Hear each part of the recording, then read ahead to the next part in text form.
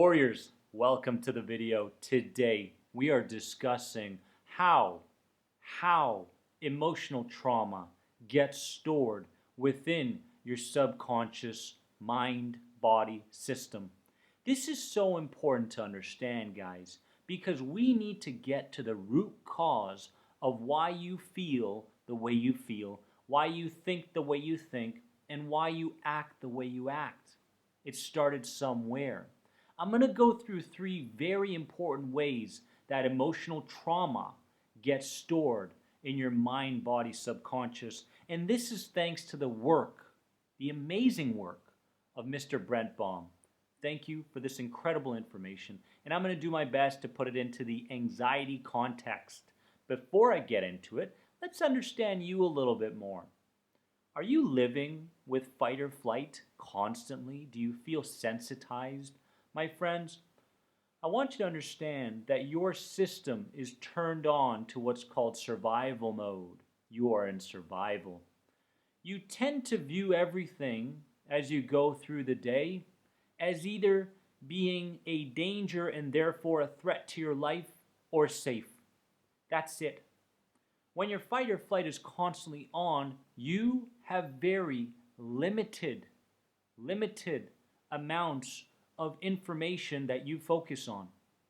You only have the options that have been conditioned into you for this set of time as long as you've had this anxiety. So I want you to understand that you are living your life from a very narrow perspective.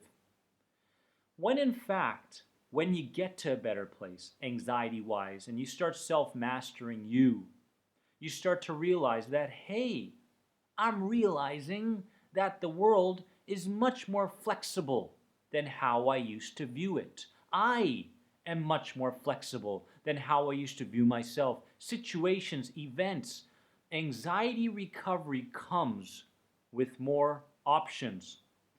You start to see more things. Your perspectives change. I want you to understand that. Now, there are three ways that we store trauma. Jot these down. Let me know in the comments section which one is the root cause that is playing out within your mind, body, subconscious now. Number one is you remember the event, what happened, and the feeling as well. You didn't know what to do with the event, so what you did was you started to build up your to-do list. You started to add more stuff to your life. You started to work on distracting yourself as best you possibly can so that you had the hopes of putting the emotional trauma farther and farther away, hoping that it fades away and goes away for good. How is that working out for you? It didn't work for me, and it doesn't work for a ton of people out there suffering from anxiety. Because the more you put on your list, the to-dos and such, as much as you may feel like, yes, I've got to distract myself, yes, I've got to push this further and further aside, what's happening is you're becoming more overwhelmed. And when you're becoming more overwhelmed, your system believes that, hey, there is more information here that is all related to danger. So now you're sensitized and you're adding more stuff to your life and you're connecting more danger to that stuff. Is that the way you're dealing with your anxiety? Ask yourself that question. The second way we store trauma is we store the photo. We store the photo and lose all the feelings. Now, first of all, let's understand the photo. The photo is the photo your subconscious mind body took, snap, moments prior to the peak of that emotional experience, the peak of that trauma. If you think about that emotional trauma that you went through, whether you were bullied, or whether mom and dad were fighting, or whether someone said something to you, or you had a massive panic attack. When you think about the photo, many times you think about it just prior to the peak. The subconscious mind body takes a photo of everything around, 360, and it begins to associate all of that information to danger, to bad. Let's understand the photo. Then what happens is you go into chemical protection mode, where the system says, hey, that is way too traumatic. And it shuts down all your inner resources, at least most of them. And you go through life thinking, what happened to my feelings? What happened to my emotions? I love my dog, but do I really? I don't feel anything towards my dog. I don't feel anything towards my wife or my husband or my kids. I definitely don't feel anything towards me. Why is this happening? Well, you are repressing the emotions. You are in shock. And your system wants to make sure that it protects you from it happening again. So it numbs you out completely. Does this sound like you? If it does, understand that this is a very common way that the system stores trauma. The third way is the feelings and event move straight to the subconscious mind body, and as you go through your day, the body sends you signals of that past trauma. So you might not even think negatively and bring up anxious feelings, thoughts, interpretations, but the body, and there's a great book out there called The Body Keeps the Score. The body is keeping the score.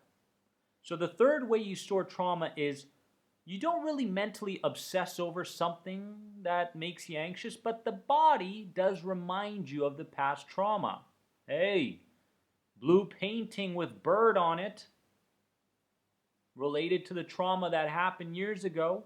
Hey, redhead over there that I'm about to speak to, similar redhead that was bullying me back in high school. All right, so the body will tell you how it has associated and created meanings behind situations, people, objects, even the time of day. This is another very important way that the subconscious mind body stores that trauma, and it shows up.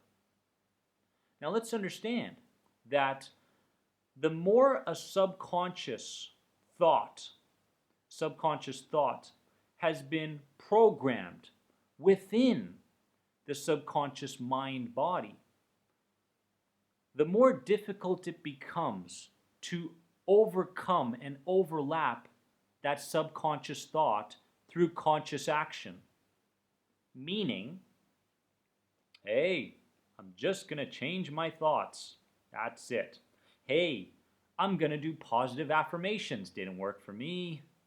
Hey, I'm going to go buy a dog and distract myself from the way I feel. Hopefully it works. No, it doesn't work. You are storing that trauma deeper and deeper down. So there's subconscious work, meaning emotional reframing. And the way you emotionally reframe things, and I will make videos on this in the future, and this is what I do in the End the Anxiety program and my one-on-ones.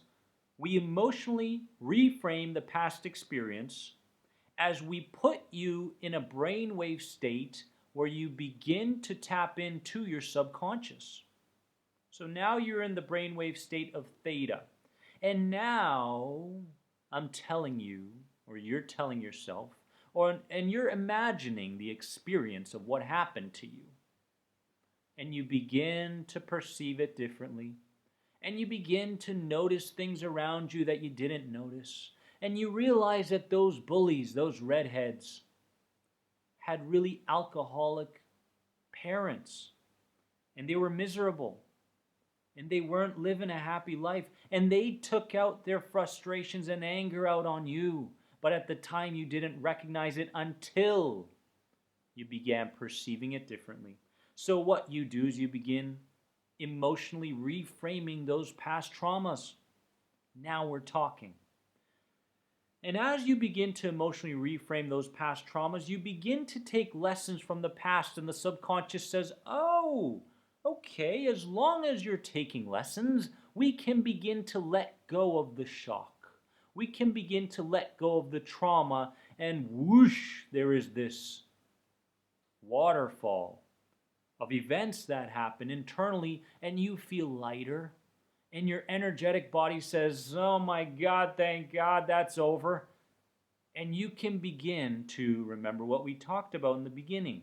Become more flexible in the amount of options that you have throughout the day. You begin to recognize things you never recognized because you're no longer in shock. Because you've emotionally reframed those past experiences by perceiving them differently and taking lessons from them. But remember, your work is not done. Just because you've gone into subconscious, you've perceived and taken lessons, it still means you have to work on yourself consciously, meaning every anxious moment is an opportunity to recondition yourself. So don't run from fear. Don't stuff fear aside. Don't run from anxiety. Make sure that you understand that in the moment of those doubts, those feelings, those emotions, those past traumas, the subconscious is asking, do you want to hold on to this? And by partaking in the same habits all the time, the subconscious says, oh, okay, I guess you want to hang on to it. No, not anymore. When you get that feeling of sensitivity, it's your job to consciously begin to perceive the feeling differently, to shift your thinking patterns as far as the memory that's attached to the feelings. It's your job to begin turning your focus to things in the outside world after you've taken care of the things in your internal world. My friends, I hope this video has created clarity for you as far as how we store emotional trauma. It's so important, my friends. Comment below. Let me know which one of these three emotional traumas, the way we store them, are you currently going through right now in your life? I'll comment right back. I'll do my best. My friends, please subscribe, hit the bell for all the notifications for my videos, and if you have any other questions on the End the Anxiety program, head on over to anxietyexit.com. Remember, you are more than anxiety. Don't ever let anyone make you think otherwise. Love you.